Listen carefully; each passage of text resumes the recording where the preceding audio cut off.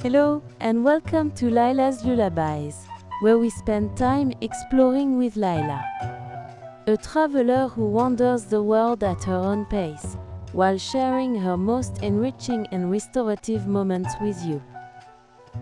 In tonight's story, we'll follow Lyla as she explores the enchanting city of Nice on the French Riviera. There's nowhere you need to be, nothing you need to remember. Just settle in, get comfortable, and let yourself go. We're so glad you're here. Whenever you're ready, let's begin. The train pulled into Niceville station with a gentle hiss and sigh, and Lyla gathered her things. A canvas tote bag, a light cardigan she'd barely needed on the journey, and a book she'd been reading but had abandoned somewhere past Cannes in favor of watching the coastline slip by through the window. The Mediterranean had been impossibly blue, that saturated azure that seemed almost unreal, and she'd found herself mesmerized by it, the way it appeared and disappeared behind buildings and cliffs as the train traced its path along the Côte d'Azur. She stepped down onto the platform, and the heat met her immediately, a dry, luminous warmth that felt different from the heat she'd experienced in other places. It had a quality to it, a brightness that seemed to come as much from the light itself as from the sun. Around her, other passengers dispersed with purpose, pulling wheeled suitcases, checking phones, greeting people who'd come to meet them. Lyla moved with the flow toward the station exit, in no particular hurry, letting herself be carried along by the general momentum. Inside the station, the air was slightly cooler, and the sounds echoed off the high ceilings, announcements in French that she could only partially understand, the rumble of suitcase wheels, fragments of conversation in a dozen different languages. She paused near a departure board, not because she needed information, but because she wanted to get her bearings, to transition from the enclosed world of the train to whatever this day would bring. She'd arrived in Nice with only the loosest of plans: walk to the sea, see where the afternoon took her. She'd read about a tourist bus that ran along the coast, and the idea had appealed to her, to let someone else do the navigating while she simply watched the scenery unfold. It felt appropriately adventurous in a gentle sort of way, a small leap into the unknown, without any real risk. Lyla found the exit and stepped out into the full brightness of the afternoon. The light was almost shocking after the dimness of the station, and she fumbled in her bag for her sunglasses, slipping them on with relief. The street in front of the station was busy with traffic, cars and motorcycles and buses, moving in that particularly fluid way that seemed distinctly Mediterranean, somehow both chaotic and choreographed at once. She consulted the small map she'd picked up on the train, orienting herself. The sea was south from here, down the Avenue Jean Médecin, and the Promenade des Anglais would be waiting at the end of it, that famous sweep of waterfront she'd seen in countless photographs. She set off walking, her bag slung over her shoulder, her steps light with anticipation. The avenue was wide and lined with shops, clothing stores with mannequins posed in summer whites and linens, perfumeries with elaborate window displays, cafes with tables crowding the sidewalks. Palm trees lined the street, their fronds perfectly still in the windless air, and Lyla loved the improbable glamour of them, the way they suggested somewhere more exotic, even though they were, she supposed, perfectly at home here. She walked at a moderate pace, not rushing but not dawdling either. There was something about being in a new place that gave her energy, a pleasant alertness that made her more aware of everything. The way the light fell across the buildings, the smell of coffee drifting from an open cafe door, the sound of heels clicking on pavement, a burst of laughter from a group of young people gathered around the store window. She passed a woman selling flowers from a small stand, buckets of roses and lilies, and something purple she didn't recognize, arranged in cheerful profusion. The woman called out a greeting, and Lyla smiled and called back, "Bonjour," one of the few French words she felt confident pronouncing.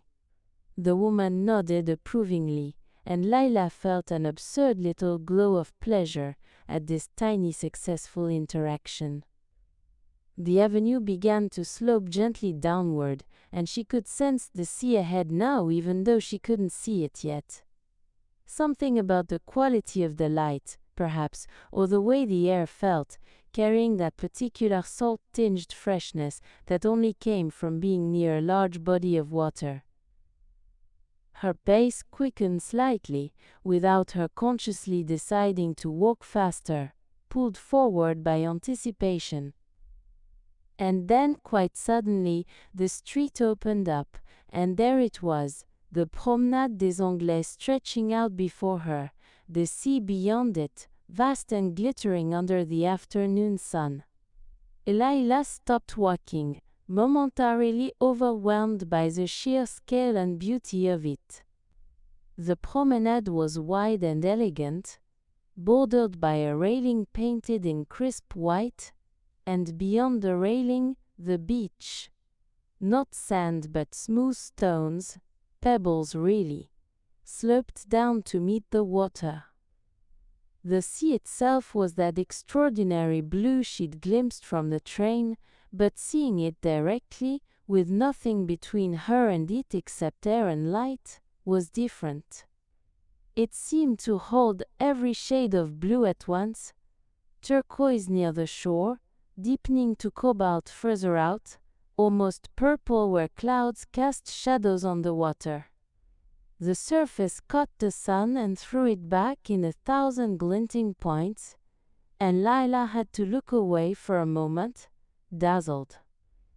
She walked toward the railing, weaving between people who were strolling, jogging, cycling along the promenade.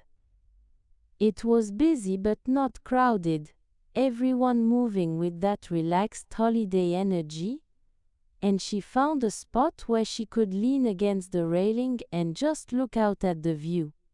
The water stretched to the horizon, and she could see boats dotted across it, sailboats with white sails, larger vessels further out, and close to shore, people swimming, their heads bobbing like seals. The sound of the waves was gentle, a rhythmic shushing, as they rolled up onto the pebble beach and retreated. It was one of her favorite sounds, that particular music of water meeting land. She stood there for several minutes, breathing in the salt air, feeling the warmth on her face, letting the reality of where she was sink in properly. Nice, the French Riviera, the Mediterranean Sea. It felt both real and slightly dreamlike, the way travel sometimes did when you ended up somewhere that had previously existed only in imagination or in photographs. Eventually, she stirred herself and began walking along the promenade, heading east, scanning for the tourist bus stop she'd read about. The promenade was lined with grand hotels on the landward side, beautiful Belle Époque buildings painted in shades of cream and pale pink, with ornate balconies and a kind of elegant architecture that spoke of a different era. She imagined the people who had walked here a century ago, dressed so differently, but perhaps feeling some of the same things. The pleasure of the sea air, the beauty of the light, the sense of being somewhere special. She passed a section where the pebble beach was dotted with people, sunbathers stretched out on the uncomfortable-looking stones, children playing at the water's edge, couples sitting close together. She passed a beach club with neat rows of loungers and umbrellas in coordinated colors, music drifting from its cafe. She passed joggers and cyclists and people on rollerblades, and once, a man walking 3 small dogs on matching leads, all of them trotting along with identical expressions of dignified purpose. The bus stop, when she found it, was marked with a sign showing a cartoon bus and a route map. Lyla studied the map, tracing the line that ran along the coast past a port and on to Villefranche-sur-Mer. She'd never been there, didn't know much about it except that it was a small town further along the coast, and that was enough. The not knowing felt like part of the adventure, small though it was. She didn't have to wait long. Within 10 minutes, a bright blue bus pulled up, its sides decorated with cheerful graphics of the coastline and seagulls. The doors opened with a pneumatic whoosh, and Lyla climbed aboard, paying the driver and receiving a ticket in return.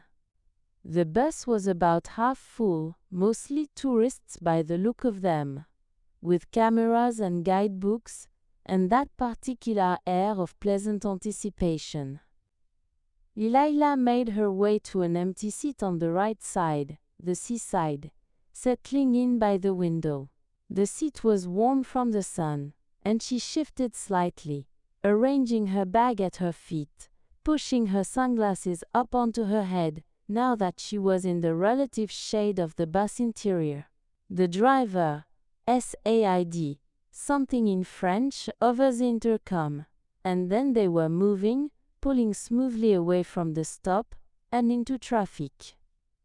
The bus traveled along the promenade, and Lyla watched the view slide past. The hotels, the beach, the sea stretching endlessly to the horizon. The commentary came through speakers, alternating between French and English, and she half listened to the information about Nice's history, its transformation from a quiet fishing village to a fashionable resort, the various famous people who had lived here or visited.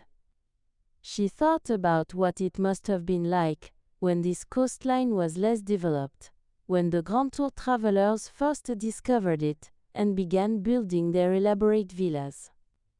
Before mass tourism, before buses like this one, when getting here would have been a genuine expedition.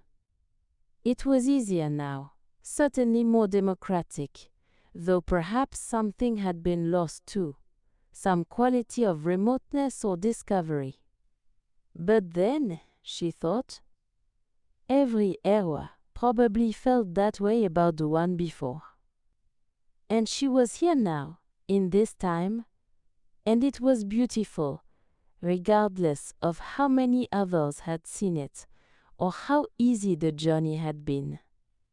The bus turned inland slightly, and the route took them through a neighborhood where the buildings pressed closer together, where laundry hung from balconies and cats dozed on windowsills.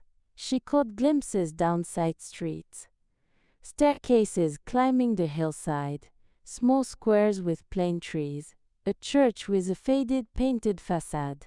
This was the lived-in city, she thought, the one that existed behind the postcard views, and she found it just as appealing in its own way. Then they were back along the water, and the harbor came into view, the Port de Nice, with its boats rocking gently in their slips. Sailboats mostly, their masts making a forest of straight lines against the sky, but also motorboats and fishing vessels, and, at the far end, larger yachts that spoke of considerable wealth. The water in the harbor was calmer than out in the open sea, its surface a dark blue-green that reflected the boats and the sky in rippling impressions. The commentary mentioned something about the port's history, about the fishing industry that had once sustained the town, and Lyla watched as they passed restaurants along the waterfront. their tables already being set for dinner, even though it was still afternoon. She imagined sitting at one of those tables as evening fell, eating fish that had been caught that morning, watching the boats and the people and the changing light. Maybe another day, she thought. There was time. She wasn't leaving Nice for several more days, and the pleasure of travel, she'd learned, was as much about the anticipation of what you might do as about what you actually did. The bus continued past the port and began climbing slightly, the road rising as it followed the curve of the coastline. The buildings changed character here. More residential, villas set back behind gates and walls, gardens spilling over with bougainvillea and oleander. Through gaps in the foliage, Lyla caught breathtaking glimpses of the sea below, now from an elevated perspective that made it look even more vast and impossibly blue. The road curved and switchbacked, and she found herself gripping the edge of her seat slightly, not from fear exactly but from the awareness of height, of the drop to the water below. But it was exhilarating too, this sense of the landscape becoming more dramatic, more rugged. They passed through patches of pine forest, where the air would have been scented with resin and salt, and then back out into full sunlight, where the stone of the cliffs glowed honey-colored against the vivid blue. Other passengers were taking photos, their cameras and phones pressed against the windows, and Lyla thought about doing the same but decided against it. She was here, seeing it directly, and that felt sufficient. Memory would have to be enough, memory, and the way the beauty of it settled into her chest like a physical sensation. The bus slowed as they entered a small village perched on the hillside. Just a cluster of buildings, really. A church, a cafe, a few houses with shutters painted in faded blues and greens. An elderly man sat outside the cafe, a small dog at his feet, and he raised a hand in greeting as the bus passed, as if this were a daily ritual, this acknowledgement of the tourists who rode by in their bright blue buses. Lyla waved back, though she wasn't sure if he could see her through the tinted windows, and she felt that small pang of connection again, that awareness of other lives being lived in parallel to her own. That man had his routines, his daily rituals, his own view of this spectacular coastline, that had probably become so familiar he no longer really saw it. While she was here, for just this moment, this afternoon, seeing it all, with the fresh eyes of a visitor. The bus continued, and the commentary mentioned that they were approaching Villefranche-sur-Mer, that the bay would come into view shortly, that the town was known for its deep natural harbor and its pastel-colored buildings. Lyla felt a little flutter of anticipation. This was the furthest point of the journey, the turnaround spot, and she realized she was curious to see it. This place she'd chosen almost arbitrarily as a destination. The road made one more curve, and suddenly the bay spread out below them, a perfect horseshoe of impossibly calm water, ringed by hills that tumbled down to meet it. And along the waterfront, the town itself, buildings in shades of yellow and pink and terracotta and cream, stacked up the hillside like a pastel painting, their shutters and balconies creating a rhythm of light and shadow. It was, Lyla thought, almost absurdly beautiful, the kind of place that seemed too picturesque to be real, like a film set, or an illustration from a storybook. And yet there it was, solid and actual, people moving through its streets, boats bobbing in its harbor, laundry strung between buildings, cats, probably sleeping in patches of sunlight on warm stone steps. The bus descended toward the waterfront, and Lyla gathered her things, preparing to get off. Some passengers would stay on the bus for the return journey, but she wanted to walk around for a bit, to feel the place under her feet, to see if it lived up to the promise of that first glimpse from above. The bus pulled into a small parking area near the waterfront, and the doors opened with their familiar whoosh. Lyla made her way down the aisle, thanking the driver as she stepped off, and then she was standing in Villefranche-sur-Mer, the afternoon sun warm on her shoulders, the smell of salt and fish, and something cooking, garlic, olive oil, wafting from somewhere nearby. The waterfront was quieter than the Nice Promenade had been. A handful of people sat at café tables, a couple walked hand in hand along the quay, and fishermen worked on their boats with the unhurried focus of people performing familiar tasks. The water in the bay was so still it barely moved, just the gentlest rise and fall, and it held perfect reflections of the boats and the buildings and the blue sky. Lyla walked slowly along the waterfront, in no hurry now that she was here. The buildings rose directly from the water's edge in some places, their ochre and pink walls glowing in the light, their windows dark and mysterious. She passed a small chapel, its door standing open, and caught a glimpse of gilded interior, the flicker of candles. She passed a restaurant, with handwritten menus, propped on easels, their tables set with white cloths and simple glasses. A narrow street led upward into the old town, and on impulse, she turned and began climbing. The street was steep, barely wide enough for a single car, and it was lined with tall buildings that blocked the sun, creating a cool corridor of shade.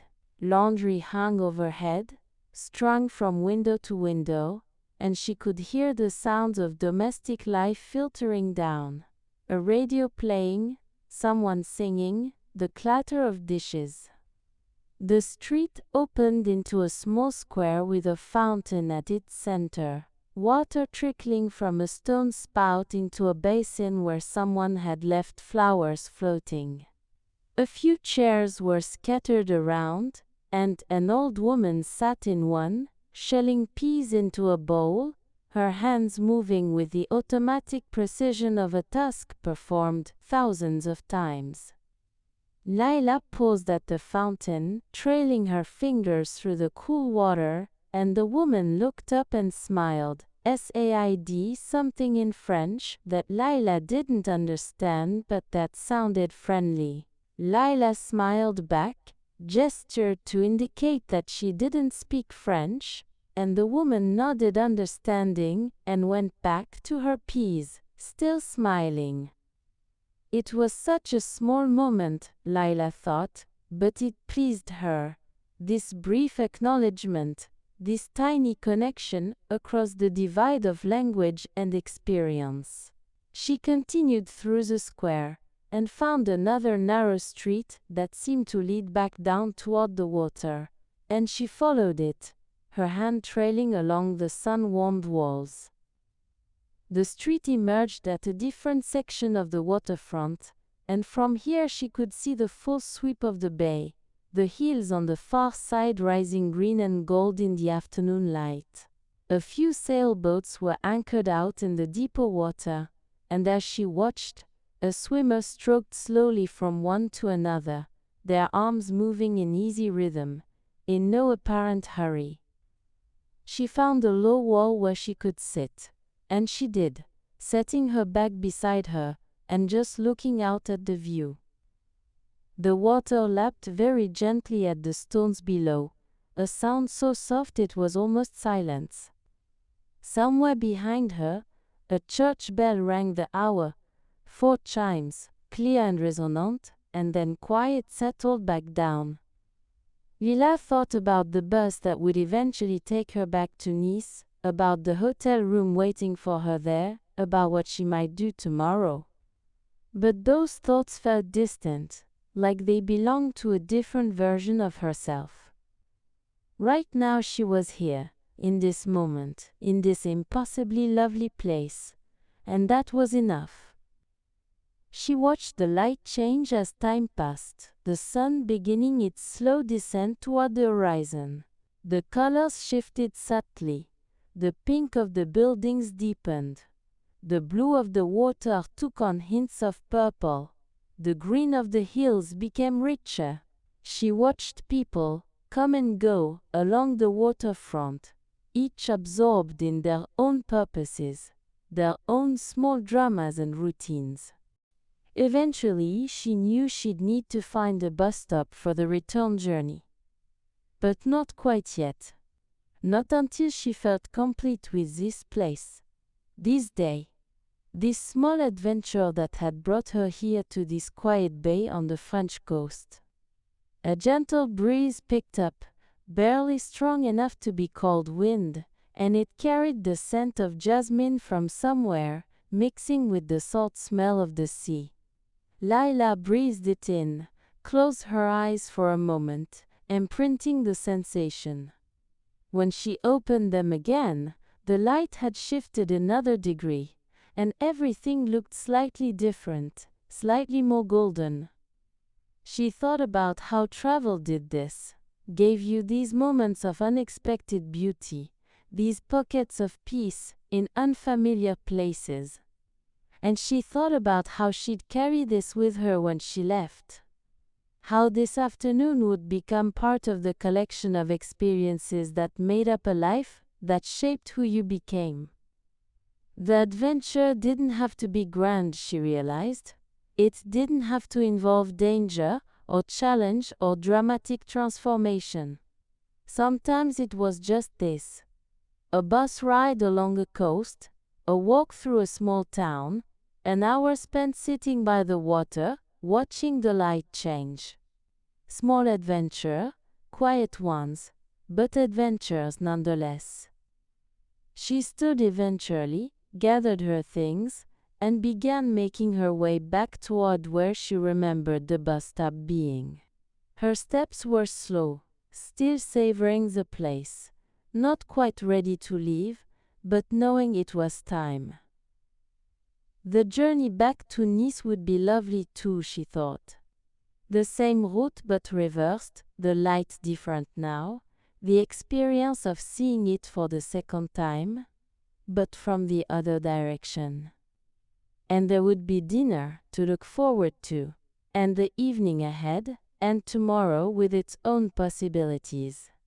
But for these last few minutes in Villefranche-sur-Mer, she walked slowly through the narrow streets, past the pastel buildings and the quiet harbor, feeling grateful for the impulse that had brought her here, for the small leap into the unknown that had rewarded her with this perfect afternoon.